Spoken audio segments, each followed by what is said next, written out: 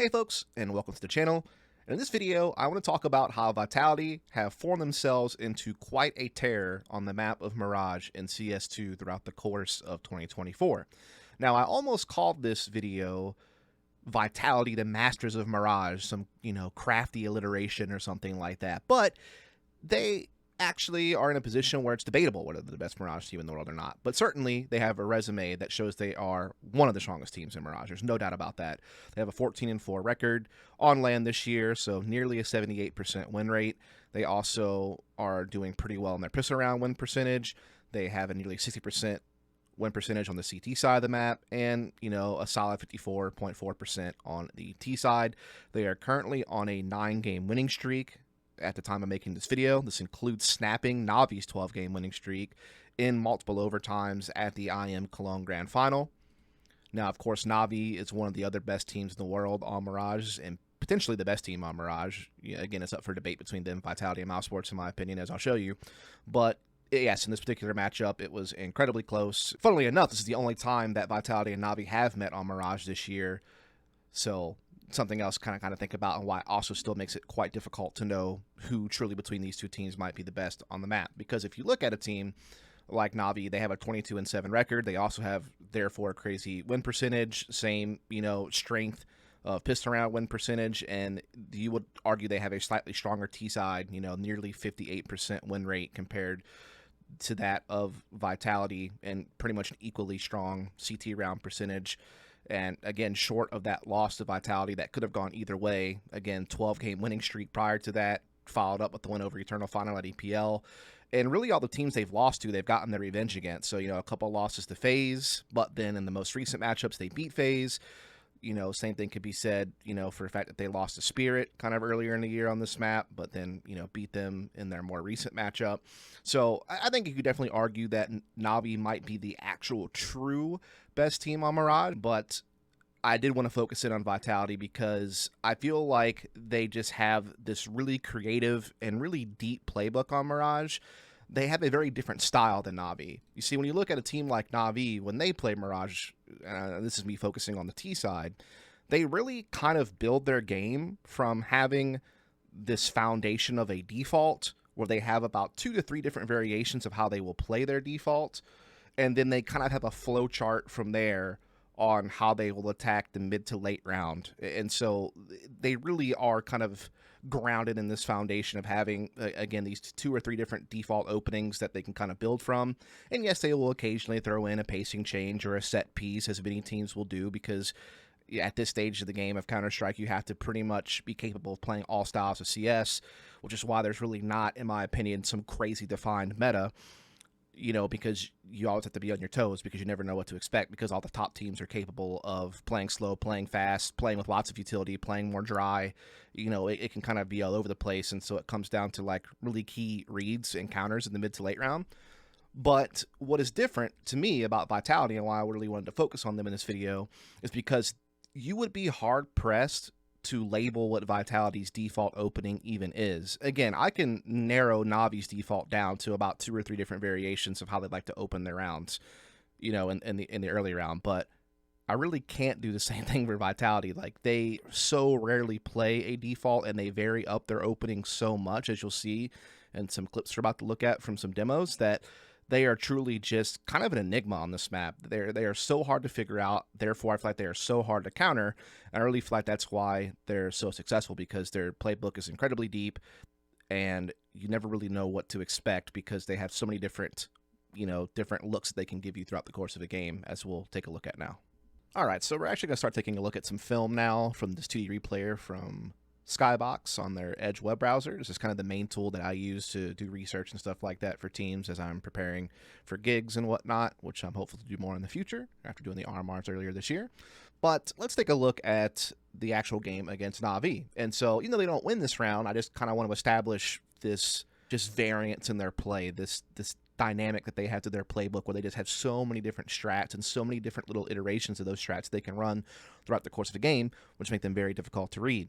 And so in this round, we can see that they start off with a quick smoke over towards window to open the round. They're going to leave some utility back for Apex here in a second. ZywOo also flashes middle, just kind of keeping some interest there. And then he's going to join his players here pretty soon inside the B apartments. As you can see, they're starting to kind of form up. They're going to go ahead and start throwing smokes and flashes into the B site, but they don't commit right away. They get countered by utility, and so they come off of it, making it seem like more of a feint than an actual execute.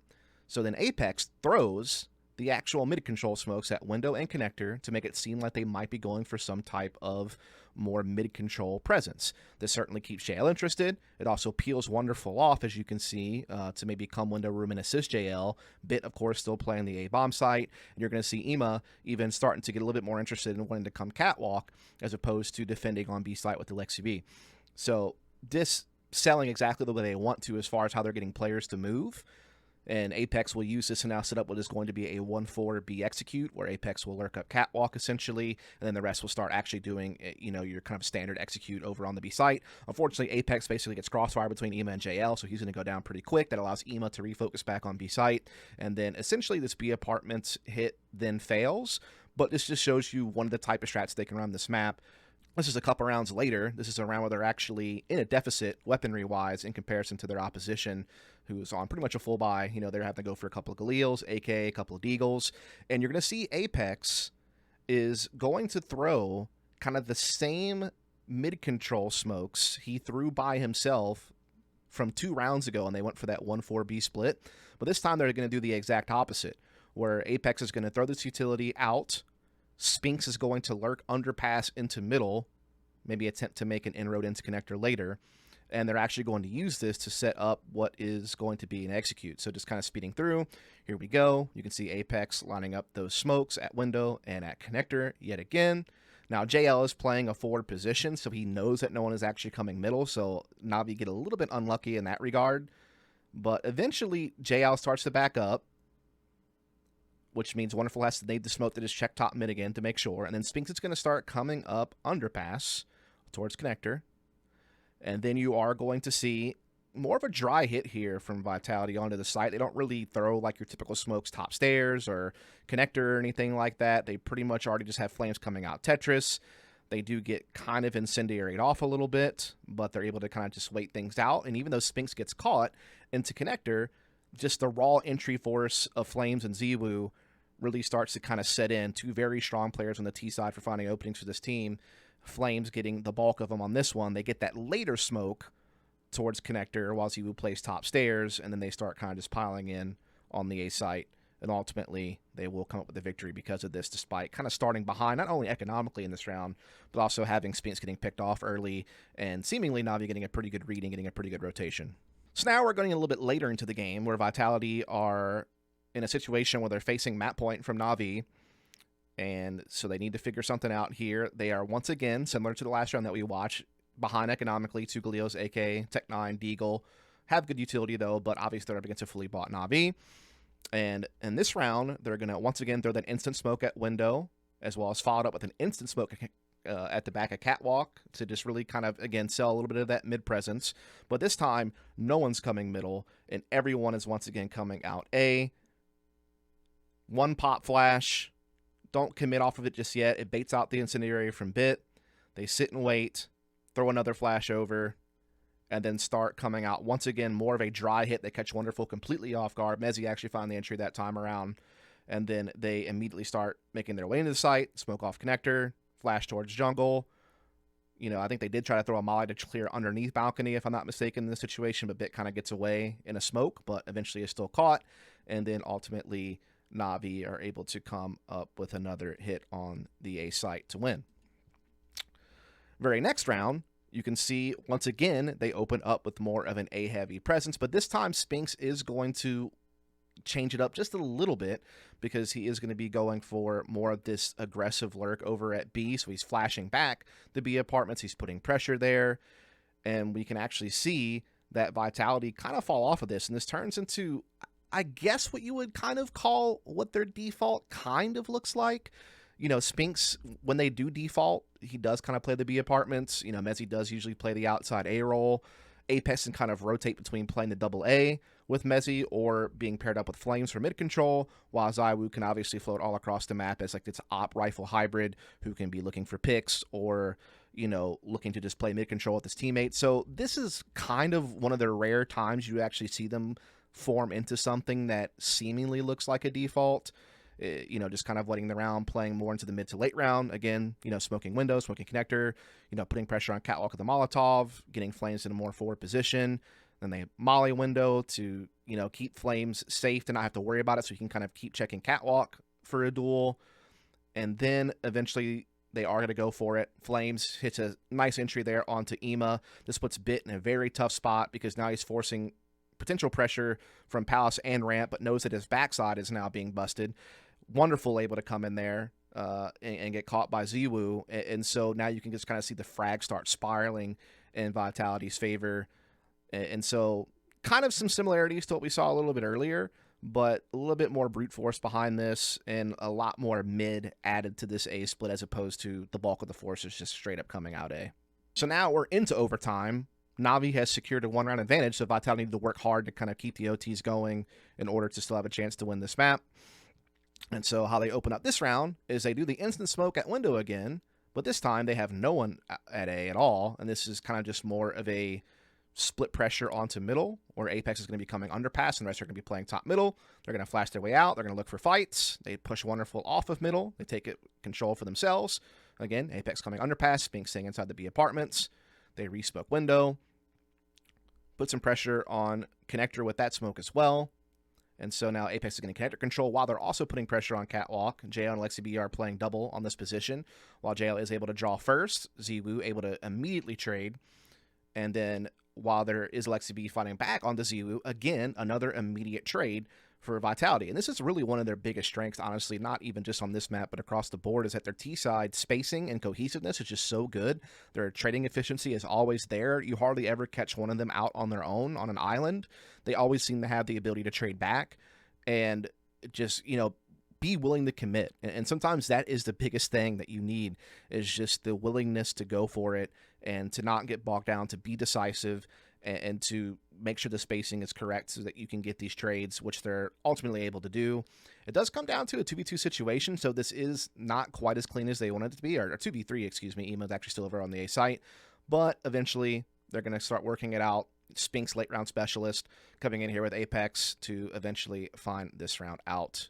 So now we're going to take another look at one of their recent games on Mirage here just to show some more of their T-side plays. And this is going to be against Astralis. And they are down early in this game, actually. Astralis won pistol, and the follow-up is up 7-0. So Vitality is actually having to battle back into this one to try to, you know, make the half close and put them back into contention. And in this round, Mezzi playing his default position over at A. Again, team really opens default, but when they do, Mezzi kind of is that solo A player. Apex and Spinks will actually be playing underpass together, while ZywOo and Flames play the top middle position. So this time they're not going to have any B apartments presence. Again, this is one of their more mid-focused rounds, which, again, they open a lot of their rounds, even though they don't have a default, with like 3, even to 5 players, all of them being there at middle. But usually at least 3 are middle. A lot of times 4. Again, every now and then 5, just fully out there trying to get mid-control early. So, again, vary their numbers up quite a lot. Spinks kind of watching their back. Get the smoke on window, boost Spinks into window, going to use him as kind of a mid-lurk. They fall back off the mid-control, and then they're setting up now for what is going to essentially be a main A execute.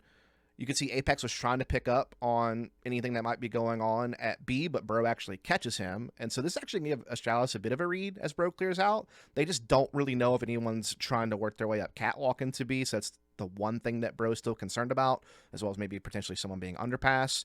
But either way, Stound's playing a 4 position at A ramp, is going to be able to take out Flames.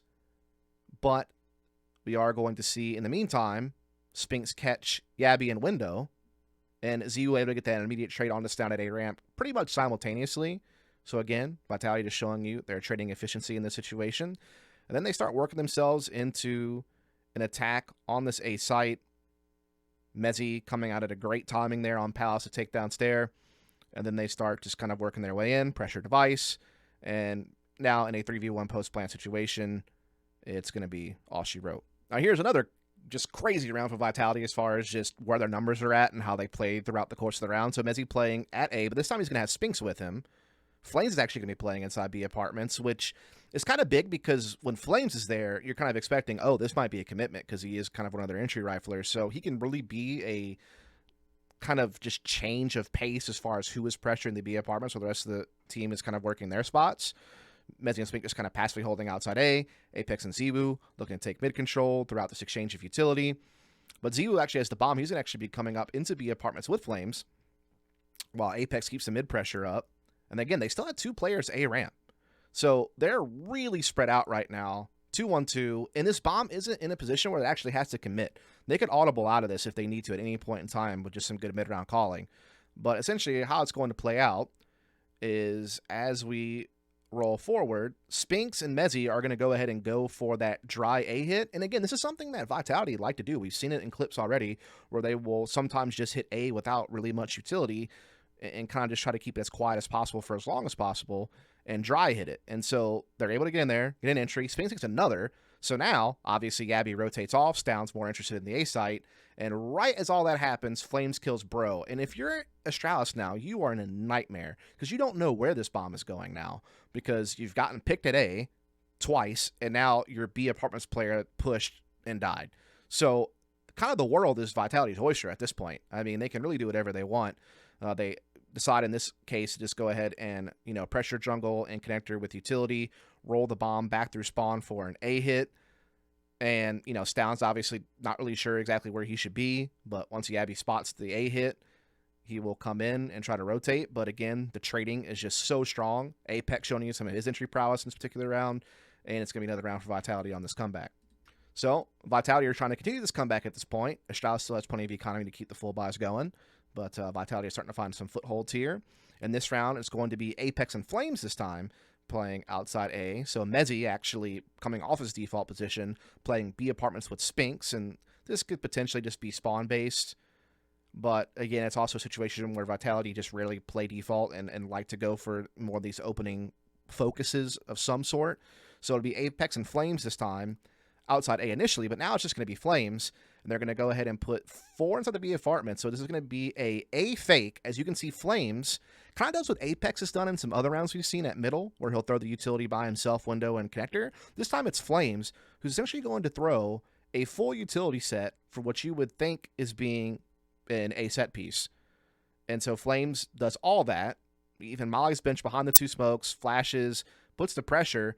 Simultaneously, they're going for a full-on B hit, and they're going to molly out Bro at Van, put him in awkward space, start spilling out on the site. But, I mean, the pressure that Flames created, look at this. He's got 4 players here, very bit on this being an A hit. Bro was all alone, and he's got really no one even close by for rotation. This fake is sold so well, and, again, just adds another page to the playbook that you have to worry about when you play against Vitality. Then it's final round of the half. Again, this comeback's been going on for quite a while now for Vitality. Again, Astralis still have a full buy, though, so it's still not easy pickings for Vitality by any means. And in this round, this is going to be one of those rounds where they have Spinks kind of lurk more towards B apartments in middle while they set up at A.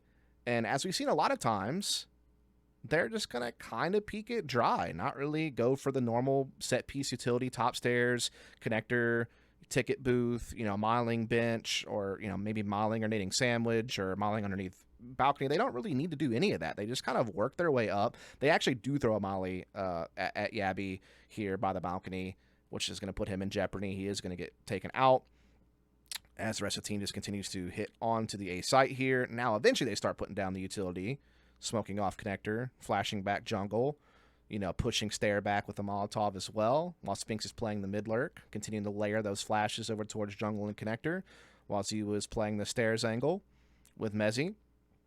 Stound ultimately going to find a kill, but Spinks picks up Bro. Perfect timing on the mid lurk there, so now they have to worry about their backside at connector, while still trying to put up the defense itself on the A site. But ultimately, Mezzi able to catch stair over by ticket. Stound device try to come in here and start committing. Apex able to pick up one and another, and even if they didn't, Spinks was going to be able to come here and put them through a crossfire. So just really crazy stuff. So again, to review, it really is just the case that Vitality are just a menace on Mirage. Again, successful record, really high win percentage, great pistol round conversion, great play on both sides of the map. And I really focus on the T side in the film review. And really what you kind of learn from that, I hope, is that they are such a hard team to read because they don't really have a default that you can really pick apart, that you kind of understand as their foundation. They just have so many different opening looks they can give you. And I just showed you some of it. When I was looking through some other film, I think I counted at least 8 to 9 different openings that I saw them play throughout the course of 3 or 4 Mirage demos that I watched. And so they can play 4 middle with Spinks B apartments, or 4 middle with Spinks solo A or Mezzy solo A, while they work a very heavy mid control into a mid round play. They can have a solo lurk at middle while they play 4 B apartments into a B hit, or even saw that one round where they basically had Flames throw a full utility set for A while 4 players hit B apartments. So they turned their 1-4 B into kind of an A fake first, and then they went into a 4 B apartments pop. They also have situations where they can just have heavy mid control early, then just leave Spinks behind to lurk, maybe boosted window or something like that, and then they just hit A more dry. Or I have seen them at times where they play more of a standard utility hit on the A side with Spinks lurking middle, but in a lot of the examples I showed on film today, it was mostly kind of dry hits on A. So they just move their pieces around so much and are so dynamic that they almost become impossible to read and counter. You never really know what opening Vitality are going to show you at the beginning of a round. And you also never really know exactly where they're going to finish either. Or they don't really sell you on anything with their utility, because a lot of times they'll peek you dry, or when it is utility, it can be a fake, or it could actually be the standard hit. Like, you just don't really know. And that's what makes Vitality so hard to play against, and why they're getting so much success on this map on the T side in particular, and ultimately just getting a lot of wins on the map. 9-game winning streak, snapping Navi's 12-game winning streak, becoming one of the best Mirage teams in the world throughout the last 4 months on this map, is just due to how many different strats they have on their T side, how many different looks they can give you. But while you would normally watch film like that, and you might argue that, oh, this team's kind of messy, they don't really have, a foundation, they don't really have a default, they seem kind of scattered. No, Vitality's spacing is always good. Everyone seems to always know their responsibilities throughout the course of all these different openings that they can show. And they just have such great spacing for trading, and they're usually very efficient on how they trade. Not only that, but you have a situation, where you can get openings from a lot of different people. So, for instance, when you're looking at the opening side on T side, Zywoo takes a pretty heavy amount of attempts and has crazy success, 60%. But you also see Flames has a very high percentage of attempts above Flames and has a pretty solid percent of success. There's not too many people, usually kind of the high 40s is a pretty good mark. You really only have like crazy people like Zywoo and Donk who really kind of or Nico or something like that, who kind of blast past this success rate. And then you also have Apex, who's willing to be kind of that sacrificial entry fragging IGL that a lot of IGLs are willing to do. And even in some certain cases, Mezzy, when his number is called up, if they're pushing his site, he can take some attempts and put himself in some decent numbers, certainly behind Flames, certainly, behind Zywoo. But still willing to do it is the point, and willing to, even if he's not able to draw the first frag, although you did see him get some entries some of this film we saw, there's going to be someone there to trade for him. And they are just so willing to just soldier on together. I've watched a lot of Mirage from a lot of different teams, and I've always thought that Mirage is a map you can learn a lot about a team from. I know there's a lot of hate on Mirage, but you can really play Mirage however you want, whether you want to be mid-control heavy, default heavy, execute heavy. We've seen it over the years. Different metas kind of come through Mirage, but I think Mirage is very much whatever you make of it. And so teams really get to express themselves on the map on what they feel is their strength as a team. And again, while some teams might be more default oriented into mid and late round play calling, you have a team like Vitality who has one of the deepest playbooks I've ever seen on this map as far as how many different strats they can run across Mirage from week to week. Like, it's actually incredible. And they're able to do it successfully and do it in a way where they're cohesive. So anyway, that's going to do for this video. Just wanted to show how incredible Vitality really have become a Mirage and just how deep their playbook is. And yeah, they are going to be damn near impossible to read on this map going forward, it feels like.